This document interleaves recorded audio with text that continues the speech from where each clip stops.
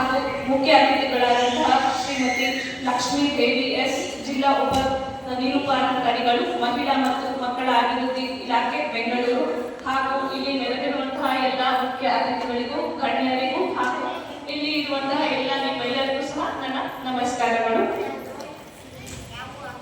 ಇವತ್ತಿನ ದಿನ ನಾವು ತಾಲೂಕು ಕಾನೂನು ಸೇವೆಗಳ ಸಮಿತಿ ಮಾಗಡಿ, ವಕೀಲರ ಸಂಘದ ಪದಾಧಿಕಾರಿಗಳು ಮಾಗಡಿ, ಶಿಶು ಅಭಿವೃದ್ಧಿ ಯೋಜನಾಧಿಕಾರಿಗಳ ಕಚೇರಿ ಮಾಗಡಿ ಹಾಗೂ ಸಹಾಯಕ ಸರ್ಕಾರಿ ಅಭಿಯೋಜಕರು ಮಾಗಡಿ ಇವರ ಸಂಯುಕ್ತ ಆಶ್ರಯದಲ್ಲಿ ವಿಶ್ವ ಪೌಷ್ಟಿಕಾಂಶ ದಿನಾಚರಣೆಯನ್ನು ಹಾಗೂ ಕಾನೂನು ಅರಿವು ನೆರವು ಕಾರ್ಯಕ್ರಮವನ್ನು ಹಮ್ಮಿಕೊಂಡಿದ್ದೇವೆ. ನಾವು ಇವತ್ತು ವಿಶ್ವ ಪೌಷ್ಟಿಕ ದಿನಾಚರಣೆಯ ಬಗ್ಗೆ ಹೇಳಲು ನಿಮಗೆ ಹಲವಾರು ಎಕ್ಸ್ಪರ್ಟ್ಗಳಿದ್ದಾರೆ.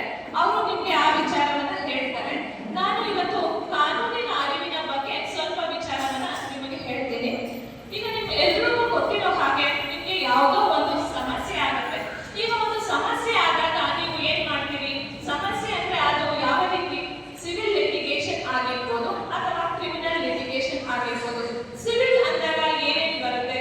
ಸಿವಿಲ್ ಸಮಸ್ಯೆಗಳು ಅಂದಾಗ ಈಗ ನಿಮ್ಗೆ ಒಂದು ಭಾಗಾಂಶದ ವಿಚಾರವಾಗಿರ್ಬೋದು, ನಿಮ್ಮ ಮನೆಗಳಲ್ಲಿ ಒಂದು ದಾರಿಯ ಸಮಸ್ಯೆ ಆಗಿರ್ಬೋದು, ಇಲ್ಲ ಯಾವುದೋ ಒಂದು ನಿಮ್ಮ ಜಮೀನಿನ ಬಗ್ಗೆ ಆಗಿರ್ಬೋದು, ಇವೆಲ್ಲ ಸಿವಿಲ್ ಅಂಡರ್ ಬರುತ್ತೆ. ಈಗ ಯಾವುದೋ ಒಂದು ಈಸ್ಮೆಂಟ್ ರೈಟ್ಸ್, ನಿಮ್ಗೆ ಯಾವುದೋ ಒಂದು ಜಮೀನಿಗೆ ಹೋಗಲು ರಸ್ತೆ ಸಿಗಲ್ಲ, ಅದನ್ನೆಲ್ಲ ಸಿವಿಲ್ ಅಂಡರ್ ಬರುತ್ತೆ.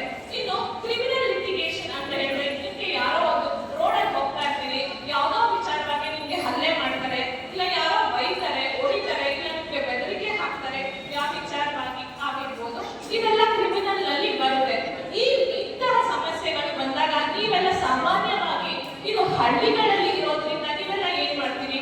ಒಂದು ನಿಮ್ಮ ಊರಿನಲ್ಲಿ ದೊಡ್ಡವರು ಯಾರಿರ್ತಾರೆ ಅವ್ರ ಹತ್ರ ಹೋಗಿ ವಿಚಾರವನ್ನ ಮಾಡ್ತೀರಿ. ಈ ರೀತಿ ನನಗೆ ಆಯ್ತು ಅಂತ ಅಲ್ಲಿ ಹೇಳ್ಕೊಡ್ತೀರಿ. ನಿಮ್ಗೆ ಅಲ್ಲೂ ಸಹ ಆ ಸಮಸ್ಯೆಗಳ ಬಗೆಹರಿಯಲ್ಲ. ಆಗ ಏನ್ ಮಾಡ್ತೀರಿ? ನೀವೆಲ್ಲ ಮೊದಲು ಪೊಲೀಸ್ ಠಾಣೆಗೆ ಹೋಗ್ತೀರಿ, ನಂತರ ಎಲ್ಲಿಗೆ ಬರ್ತೀರಿ? ನ್ಯಾಯಾಲಯಕ್ಕೆ ಬರ್ತೀರಿ. ನ್ಯಾಯಾಲಯಕ್ಕೆ ಬಂದಾಗ ನಿಮ್ಗೆ ಏನ್ ಬೇಕು? ನೀವು ಬಂದಿದ ತಕ್ಷಣ ನಿಮ್ಗೆ ಆಗ್ಬಿಡುತ್ತ ಕೆಲಸ. ನಿಮಗೆ ಜ್ಞಾನ ಬೇಕು, ಕಾನೂನಿನ ಬಗ್ಗೆ ಅರಿವು ಬೇಕು.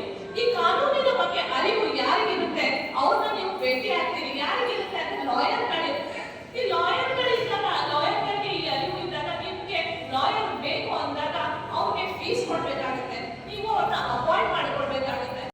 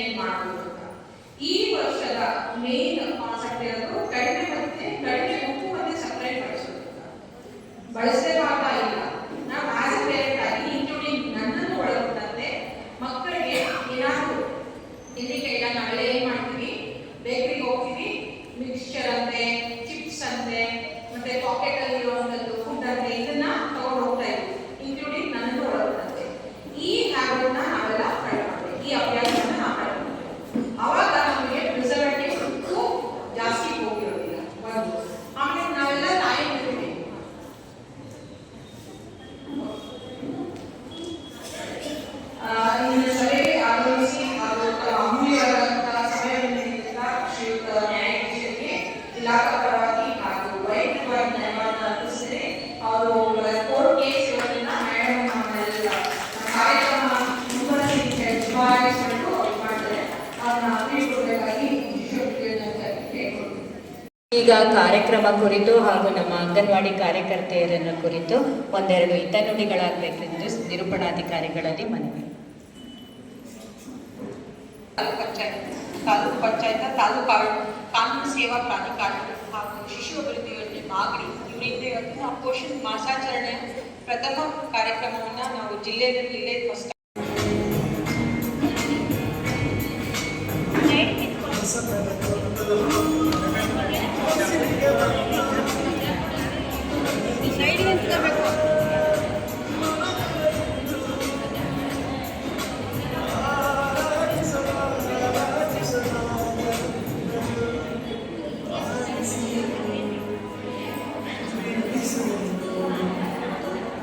ಸೈಡಿಗೆ ಬನ್ನಿ, ನೀವು ಸೈಡಿಗೆ.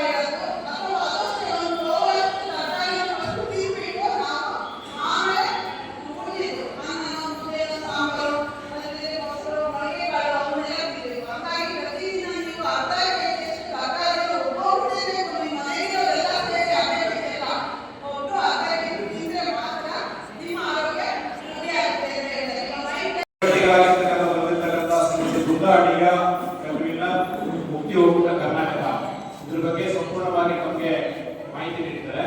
ಅದಕ್ಕಿಂತ ಮುಂಚೆ ನಮ್ಮ ಜಿಲ್ಲೆಗೆ ಜಿಲ್ಲಾ ನಿರೂಪಣಾಧಿಕಾರಿಯಾಗಿ ಆಗಮಿಸಿರ್ತಕ್ಕಂಥ ಶ್ರೀಮತಿ ಲಕ್ಷ್ಮೀದೇವಿ ಎಸ್ ಇವರಿಗೆ ನಮ್ಮ ಅಂಗನವಾಡಿ ಕಾರ್ಯಕರ್ತರು ಮತ್ತು ನಮ್ಮ ಇಲಾಖೆ ಪರವಾಗಿ ಒಂದು ಸಣ್ಣ ಸನ್ಮಾನ ಕಾರ್ಯಕ್ರಮ ಇಟ್ಕೊಂಡಿದ್ವಿ.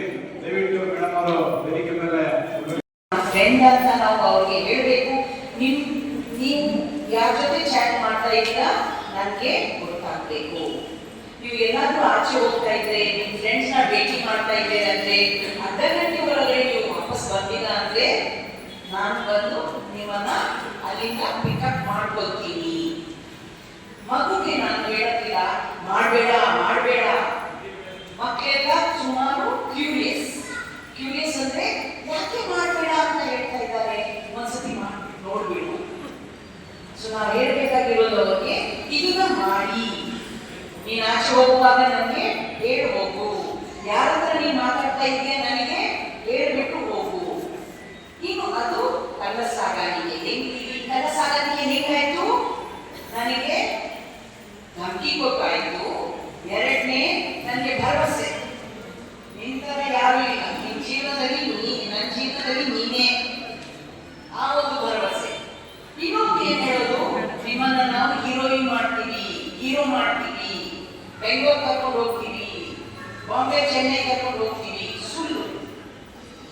ಈ ಸುಳ್ಳಿನ ಎಲ್ಲ ಇಟ್ಕೊಂಡು ಅವ್ರು ನಮ್ಮ ಹತ್ರ ತಂದೆ ತಾಯಿ ಹತ್ರ ದೊಡ್ಡವ್ರ ಹತ್ರ ಯಾಕೆ ಮಾತಾಡ್ತಾ ಇಲ್ಲ? ಯಾಕಂದ್ರೆ ನಾವು ಅವ್ರನ್ನ ಬೈತೀವಿ. ಯಾರು ಇವ್ರನ್ನ ಇಂಥ ಒಂದು ಸ್ಪಂದನೆ ಹಾಕಿದ್ದಾರೆ ಅವ್ರ ಬಗ್ಗೆ ನಾವು ಏನು ಮಾತಾಡ್ತಾ ಇಲ್ಲ. ಸೊ ಈಗ ನೀವು ಮಾಹಿತಿನ ಪಡಿಸ್ಕೊಳ್ಳಿ. ಮತ್ತೆ ನಿಮ್ಮ ಮಕ್ಕಳ ಜೊತೆ ಇದನ್ನ ಹೋಗಿ ಚರ್ಚೆ ಮಾಡಿ. ಅವ್ರಿಗೆ ಅರ್ಥ ಆಗಬೇಕು. ನೀವು ಕೂಡ ವರ್ಚುವಲ್ ವರ್ಲ್ಡ್ ಅಂದ್ರೆ ಏನು? ಆಂಡ್ರಾಯ್ಡ್ ಮೇಲೆ ನಾವು ನೆಟ್ ಮೇಲೆ ಸರ್ಚ್ ಮಾಡ್ತೀವಿ, ಅದನ್ನ ನಾವು ವರ್ಚುವಲ್ ವರ್ಲ್ಡ್ ಅಂತ ಹೇಳ್ತೀವಿ. ಸೋಷಿಯಲ್ ಮೀಡಿಯಾ ಸುಮಾರಿದೆ, ನಿಮಗೆ ನಮಗೆ ಜಾಸ್ತಿ ಗೊತ್ತಿಲ್ಲ, ಆದರೆ ಮಕ್ಕಳಿಗೆ ಗೊತ್ತಿದೆ. ಅವರಿಂದ ನಾವು ಕಲಿಬೇಕು. ಮೂರನೇದು, ದೌರಿ ಬೇಡ, ಮದುವೆ ಮಾಡ್ಕೊಳ್ತೀವಿ. ಇದು ಜಾಸ್ತಿ ಆಗುತ್ತೆ ನಮ್ಮ ಊರಿನಲ್ಲಿ.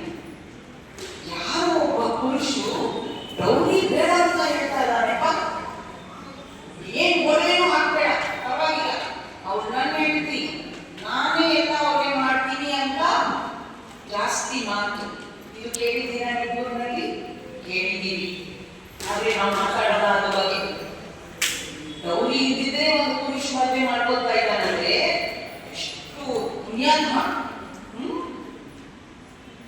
2-3 ತಿಂಗಳು ಆದ್ಮೇಲೆ ಅವನು ಇಲ್ಲಿ ಕೆಲಸ ಮಾಡ್ತಾ ಇದ್ದ, ಬೇರೆ ಕಡೆ ಕೆಲಸ ಮಾಡ್ತಾ ಇದ್ದ, ಟೌನ್ ನಲ್ಲಿ, ಸಿಟಿನಲ್ಲಿ. ಮದುವೆ ಆಯ್ತು, 3ನೇ ದಿನ ಎಲ್ಲ ಸಂಪ್ರದಾಯ ಮುಗಿಸ್ಬಿಟ್ಟು ಕಲಿಸಿದೀವಿ. ಒಂದು 10-15 ದಿನ ಫೇಸ್ ಟೈಮು ಕಾಲು ಆಗ್ತಾ ಇರುತ್ತೆ. 1 ತಿಂಗಳಾದ್ಮೇಲೆ ಏನಾಗುತ್ತೆ, ನೀವು ಫೋನೇ ಮಾಡಿಲ್ಲ, ಸ್ವಿಚ್ ಆಫ್ ಬರ್ತಾ ಇದೆ.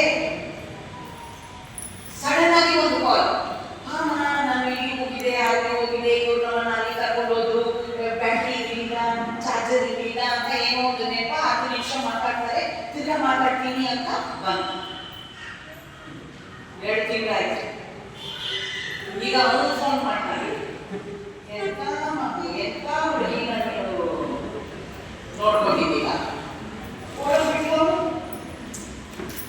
ಗೌರಿ ಎಲ್ಲ ಕೊಟ್ಟಿಲ್ಲ, ಏನು ಕೊಟ್ಟಿಲ್ಲ, ಅವ್ರನ್ನ ಸುಮ್ಮನೆ ಮದುವೆ ಮಾಡ್ಕೊಂಡು ಹೋದೆ, ಅವ್ರು ಒಳ್ಳೆ ಕುಟುಂಬದಿಂದ ಬರ್ತಾ ಇದ್ದಾಳ ಅಂತ ಓಡೋಗ್ಬಿಟ್ಟು. ಈಗ ನನ್ನ ತಾಯಿ ಅಕ್ಕಪಕ್ಕ ಅವರ ಜೊತೆ ನಾನು ಹಂಚ್ಕೋತೀನಿ, ಯಾಕಂದ್ರೆ ನನ್ನ ಮಕ್ಕಳು ಓಡೋಗ್ಬಿಟ್ಟು